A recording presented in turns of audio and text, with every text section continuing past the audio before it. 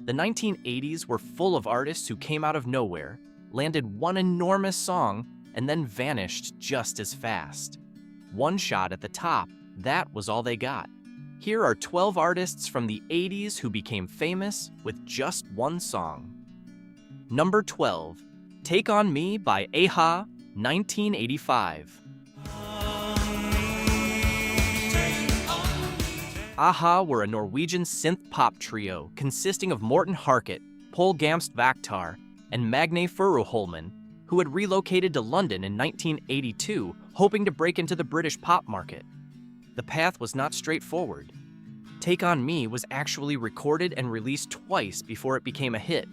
The first version in 1984 failed to chart, and the band and their label, Warner Brothers Records, went back and re-recorded it with producer Alan Tarney before trying again in 1985. The second release was accompanied by a music video directed by Steve Barron that combined pencil sketch animation with live-action footage, a technique called rotoscoping. The video received heavy rotation on MTV and became one of the most recognized videos of the decade. It won 6 MTV Video Music Awards in 1986, including Video of the Year. The song reached number 1 in the United Kingdom and number 1 on the Billboard Hot 100 in the United States, where it spent 1 week at the top. a-ha continued to release music through the 1980s and into the 1990s. The Sun Always Shines on TV reached number 1 in the United Kingdom in early 1986 and performed well in Europe. But the American mainstream never gave them a second moment comparable to Take On Me. In the United States specifically, they remained one-hit wonders in the most complete sense, a band that owned the radio for a summer and was then filed away as a memory. They continued recording and touring in Europe, where their following remained genuinely substantial, and they formally dissolved in 2010 before reuniting in 2015. Their catalog is larger and more varied than most American listeners ever had reason to discover.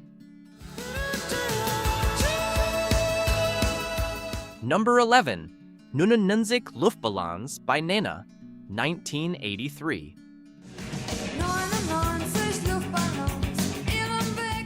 Nena was a West German new wave band fronted by vocalist Gabriele Susanna Kerner, known simply as Nena, whose name the band eventually adopted entirely. 99 Luftballons was released in German in 1983 and became a massive hit across Europe before crossing into the American market in early 1984.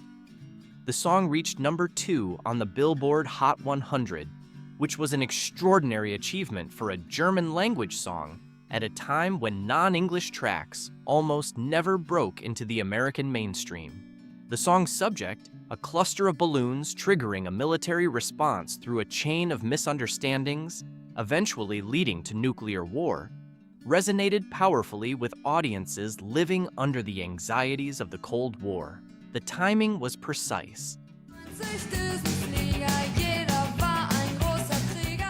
The early 1980s were one of the tensest periods of the Cold War, with NATO deploying Pershing II missiles in Western Europe and the Soviet Union walking out of arms reduction talks in Geneva in late 1983. A pop song about accidental nuclear annihilation arrived at exactly the moment people were quietly frightened of exactly that. An English-language version was recorded for the British and American markets, but many listeners specifically sought out the German original after hearing the concept explained. The band had follow-up releases that found audiences in Germany and Europe, and Nena the singer has had a long career in the German-speaking world, releasing albums consistently through multiple decades and maintaining a genuine fan base at home. In the United States and United Kingdom, she remained the woman who sang 99 Luftballons and nothing else. Number 10, Take My Breath Away by Berlin, 1986. Berlin were a Los Angeles new wave and synth pop band that had been recording since 1979, with vocalist Terry Nunn as their most visible presence. They had built a modest following with earlier releases, including the song Sex, I'm A in 1982, which received college radio play but never crossed over commercially. The band's history prior to 1986 was that of a working act with a cult following, known to people who followed the new wave and synth scene, but invisible to the mainstream. Take My Breath Away changed all of that overnight. The song was written by Giorgio Moroder and Tom Whitlock specifically for the 1986 film Top Gun, and it played over one of the film's central romantic sequences involving Tom Cruise and Kelly McGillis. Top Gun became one of the highest-grossing films of 1986 and one of the defining cultural objects of the decade. And the song it carried was heard by everyone who saw it, which was most of the movie-going public that summer. Take My Breath Away reached #1 on the Billboard Hot 100 in September 1986 and won the Academy Award for Best Original Song at the 1987 ceremony. Terry Nunn accepted the award on behalf of the song's writers. Berlin released an album, Count 3 and Pray, in 1986 to capitalize on the momentum, but it did not produce another major hit. The band dissolved shortly after. Nunn has continued to perform as Berlin since the early 2000s, leading a reconstituted version of the band on the nostalgia circuit. But the song that defines them was written by outside composers for a film, and the band themselves had no creative input on the piece that made them famous.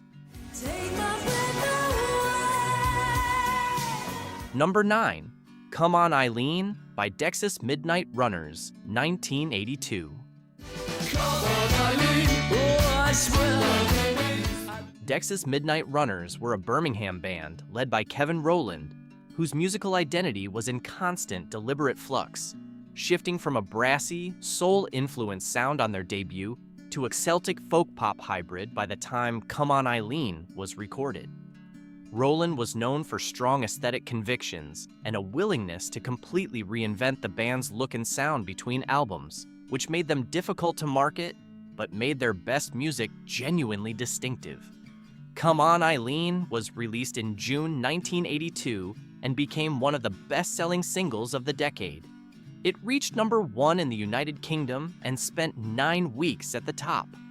In the United States, it reached #1 on the Billboard Hot 100 and was the best-selling single of 1983 overall, which is a remarkable distinction for a song built around fiddles and accordions, rather than synthesizers and drum machines. The combination of those folk instruments with a driving rhythm and Rowland's intense vocal delivery created something that sounded unlike anything else on the radio at the time. Joyful, slightly frantic, and completely committed to its own particular energy. The cultural conversation around Come On Eileen was almost entirely positive at the time of its release. It was the kind of song that crossed demographic boundaries. People who loved New Wave loved it. People who hated New Wave loved it. People who didn't much care about music at all found themselves singing it.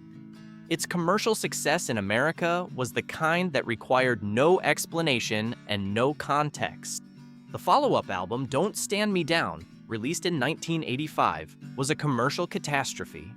Rowland had made a dense, ambitious, deeply idiosyncratic record, orchestrated, talkative, and bearing no relationship to what audiences had loved about Come On Eileen.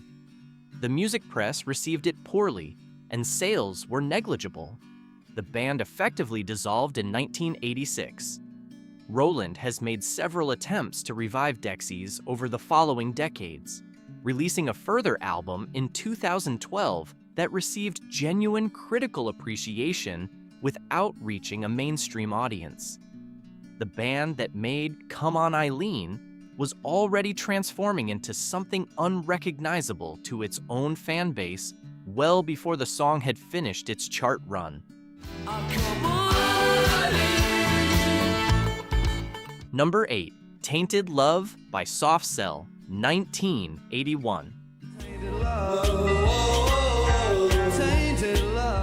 Soft Cell were a British synth-pop duo consisting of vocalist Mark Allman and keyboardist David Ball, who formed at Leeds Polytechnic in the late 1970s. Tainted Love was not their original composition. It was written by Ed Cobb and originally recorded by Gloria Jones in 1964. Soft Cell's version transformed it into a cold, propulsive synthesizer track that bore almost no resemblance to the original and became one of the definitive recordings of the early 1980s electronic music scene. The song was released in July 1981 and reached number 1 in the United Kingdom, staying there for 2 weeks.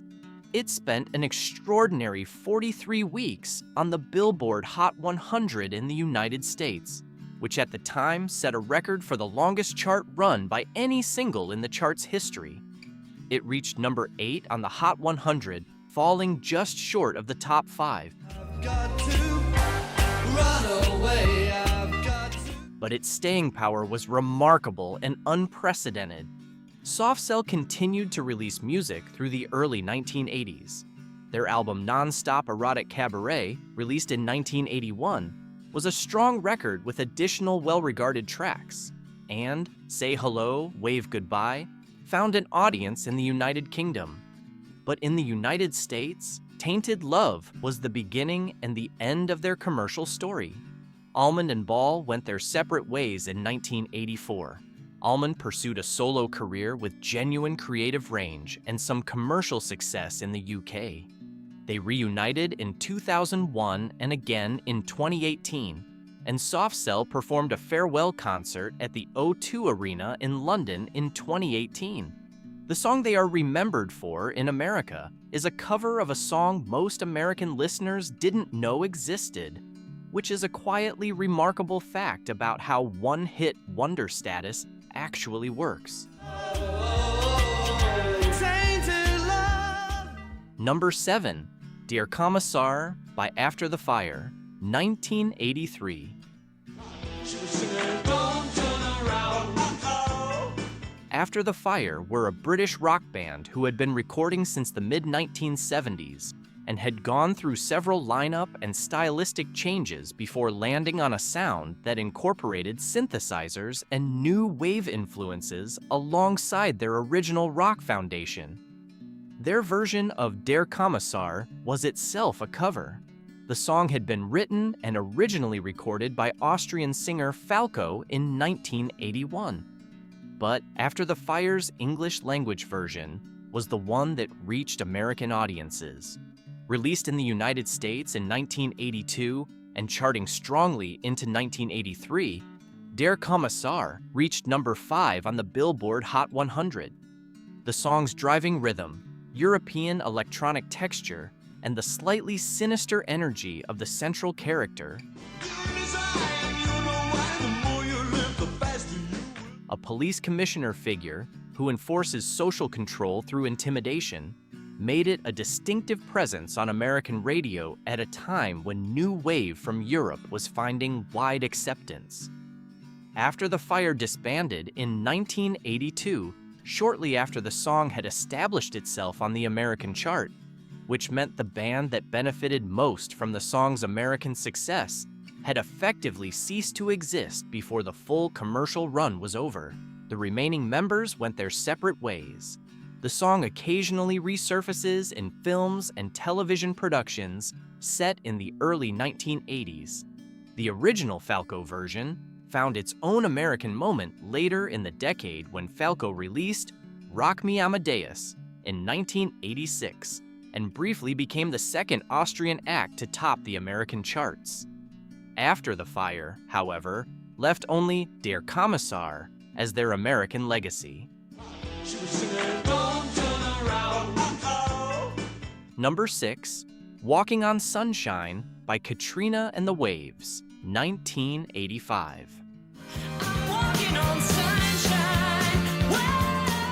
Katrina and the Waves were a band that had formed partly in Cambridge, England, partly in the American Midwest, and had a transatlantic composition that made their origins slightly difficult to categorize. Katrina Leskunik was an American singer from Kansas who had been living in England. The rest of the band, Kimberly Rue, Vince de la Cruz, and Alex Cooper, were British. They had released albums in Canada and independently in the early 1980s, including earlier versions of Walking on Sunshine on their Canadian releases, before a major label deal brought them to a wider audience. Walking on Sunshine was released in 1985 and reached number 9 on the Billboard Hot 100 in the United States and number 8 in the United Kingdom. The song was driven by a horn section, a relentlessly upbeat melody, and Leskunich's belting vocal delivery, unambiguous in its joy, completely committed, impossible to mishear as anything other than a pure burst of good feeling. It became one of the most recognizable songs of the decade and has appeared in more film and television productions than can be easily counted, used consistently as a shorthand for summer, optimism, and uncomplicated happiness. The band continued to release music through the late 1980s without significant chart success in either country. They won the Eurovision Song Contest in 1997 with the song Love Shine a Light, which was a substantial moment in the specific context of Eurovision, but did not translate into renewed commercial interest in the international pop market. Leskunich departed in 1999, and the band has continued in various configurations since. Walking on Sunshine remains one of those songs that has been heard by virtually everyone alive during the past 4 decades and been traced back to its source by very few of them. Number 5. Too Shy by Kajagoogoo, 1983. Kajagoogoo were a British synth-pop band whose lineup included vocalist Lymel, born Christopher Hamill, alongside Nick Beggs on bass, Stuart Neal on keyboards, Steve Askew on guitar, and Jez Strode on drums. The band had been introduced to Nick Rhodes of Duran Duran, who produced their debut single and helped secure their signing to EMI Records. It was a useful door to have opened. Duran Duran were at that moment one of the biggest acts in Britain, and their endorsement carried real weight with both the label and the music press. Too Shy was released in January 1983 and reached number 1 in the United Kingdom, spending 2 weeks at the top. It reached number 5 on the Billboard Hot 100 in the United States, a strong performance for a British band making their American debut. The song was polished synth pop with a memorable bass line and a hook that lodged immediately. Exactly the kind of single that MTV's early years were built around, and the channel played it accordingly. The band dismissed Lymel in July 1983, citing personal difficulties within the group, and attempted to continue as a 4-piece before dissolving. Lymel launched a solo career and had a significant subsequent hit with Never Ending Story in 1984, the theme from the Wolfgang Petersen film of the same name, which reached number 4 on the Billboard Hot 100 in the United States. Kajagoogoo reunited with Lymel in 2007 and released new material in 2008 before going their separate ways again. In the United States, Too Shy was the band's only moment of mainstream recognition, and Never Ending Story, which many American listeners remember warmly, was filed as a solo achievement that almost nobody connected back to the band Lymel had originally come from.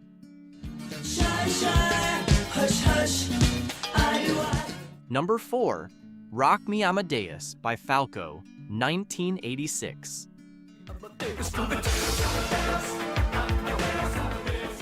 Falco, born Johann Hölzel in Vienna, Austria in 1957, was a well-established pop star in Austria and Germany before Rock Me Amadeus reached international markets in 1986. He had recorded several successful albums in the German-speaking market and had a distinctive approach that combined electronic production with rap-influenced vocal delivery, a combination that was genuinely unusual in European pop of the early 1980s. Rock Me Amadeus was based on the life of Wolfgang Amadeus Mozart, born in Salzburg 2 centuries earlier, and Falco delivered it in a mix of German and English that somehow worked on both sides of the Atlantic simultaneously.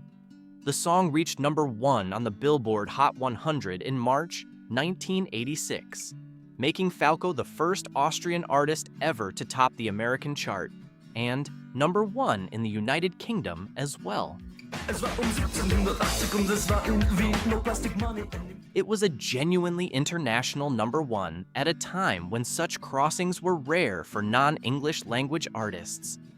Follow-up singles in the United States found no traction. The American pop audience that had embraced the novelty of Rock Me Amadeus did not transfer its attention to his subsequent English language attempts. In Europe, Falco continued to record and release music with ongoing commercial success through the late 1980s and 1990s. He died in February 1998 in a traffic accident in the Dominican Republic at the age of 40. He was 40 years old. In the United States, Rock Me Amadeus remains the entirety of his commercial legacy, a song so specific in its subject and so unlikely in its American success that it still prompts surprise when people are reminded it actually happened. Number 3, Whip It by Devo, 1980. Whip it! Whip it good! Devo were not a typical one-hit wonder in the sense of a band that appeared from nowhere and vanished. They had been recording and performing since the mid-1970s, had released 2 albums of intelligent, angular, post-punk art rock before Whip It arrived, and had a devoted cult following that took their ideas about de-evolution, their central satirical concept about humanity regressing rather than progressing, seriously. Mark Mothersbaugh, Gerald Casale, and the other members of the band were not naive about the music industry. They were academics and artists who approached pop music as a vehicle for satire. Whip It was released in September 1980 from the album Freedom of Choice and reached number 14 on the Billboard Hot 100. The music video, featuring the band in their iconic yellow hazmat suits and flowerpot hats, whipping the clothing off a woman while a suited man looks on impassively, received heavy MTV rotation in the channel's early days, and made Devo one of the most visually recognizable bands in America almost overnight. The mainstream audience that discovered Devo through Whip It largely did not follow them further into the catalog. Subsequent albums, New Traditionalists in 1981, Oh No, It's Devo in 1982, Shout in 1984, received appreciative reviews from the dedicated following, but generated no comparable commercial moments. The band went on hiatus in 1991 and reformed in 1996, continuing to perform periodically since, always with the full weight of their original concept intact. Mothersbaugh built a parallel career in film and television scoring, composing music for productions including the Rugrats franchise and multiple Wes Anderson films. The band was always too conceptually committed to the de-evolution premise to make the commercial concessions that sustained mainstream radio presence would have required. Whip It was the one moment the concept caught a broad audience's attention, and the moment passed when the next song came on. Whip it good! Number 2, Come Dancing by the Kinks, 1983. Come dancing, that's how they did it when I was The Kinks were not a one-hit wonder. They were one of the foundational British invasion bands of the 1960s, with a catalog stretching across multiple decades. But Come Dancing represents something specific, a band from the 1960s who found a completely new mainstream American audience in the early 1980s through a single song, as though the intervening 20 years had not occurred for most people hearing them. The song was written by Ray Davies as a nostalgic account of his sister's passion for the local dance hall in North London during the 1950s. The dance halls that had closed by the time the song was written, replaced by other things, their era finished. Davies has spoken about how the song emerged from a genuine feeling of loss for a world that had existed in his childhood and was simply no longer there. A theme he had returned to many times throughout the Kinks' career, but never with quite the commercial success that followed it here. Come Dancing was released in the United Kingdom in 1982 and in the United States in 1983, where it reached number 6 on the Billboard Hot 100. It always ended up in a big row. The highest American chart position the Kinks had achieved since Tired of Waiting for You in 1965, nearly 2 decades earlier. The accompanying music video was warmly received and received significant MTV rotation at a moment when the channel's audience was open to British acts who delivered both visual storytelling and genuine songcraft. For a significant portion of the American audience that encountered Come Dancing in 1983, it was their first meaningful exposure to the Kinks as a functioning band rather than a name from rock history. The enormous back catalog, You Really Got Me, Waterloo Sunset, Lola, the entirety of the Kinks or the Village Green Preservation Society, was, for those listeners, an unexpected discovery waiting behind a song about a dance hall that had closed 30 years before the song was written. Davies has said in interviews that he found this generational dynamic moving, that the song's nostalgia reached people who had no access to the original memory, but felt the loss anyway. They said, "Come dancing," my sister always did. Number 1, Don't You Want Me by the Human League, 1981. Don't you want me? The Human League were a Sheffield electronic band who had been one of the pioneering acts of British synth pop since the late 1970s. Their early lineup was entirely male and produced experimental electronic music that had a small but dedicated following. In 1980, 2 founding members, Martin Ware and Ian Craig Marsh, left to form Heaven 17, and frontman Philip Oakey rebuilt the band around 2 young women, Joanne Catherall and Susan Ann Sully, whom he had spotted and recruited at a Sheffield nightclub called Crazy Daisies. The reconstituted Human League released Dare in October 1981, one of the most fully realized and cohesive albums of the decade. Don't You Want Me was released as a single in November 1981 and reached number 1 in the United Kingdom, spending 5 weeks at the top and becoming the best-selling single of 1981 in Britain.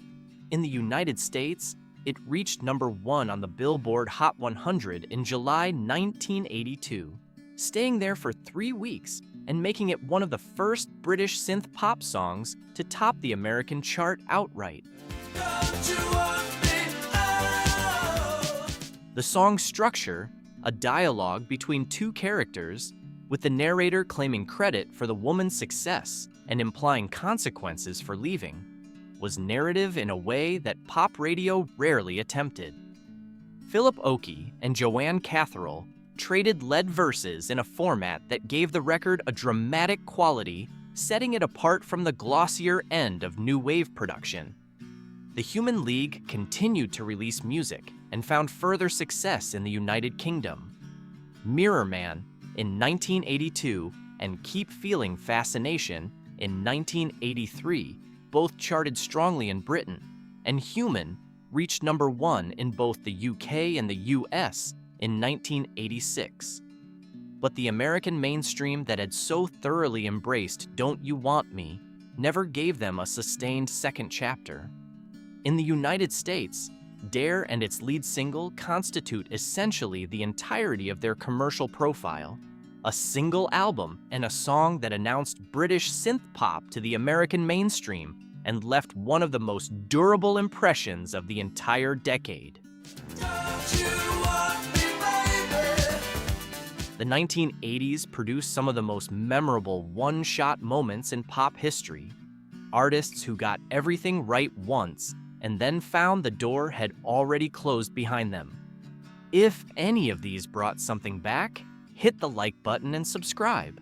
There is always more to dig into.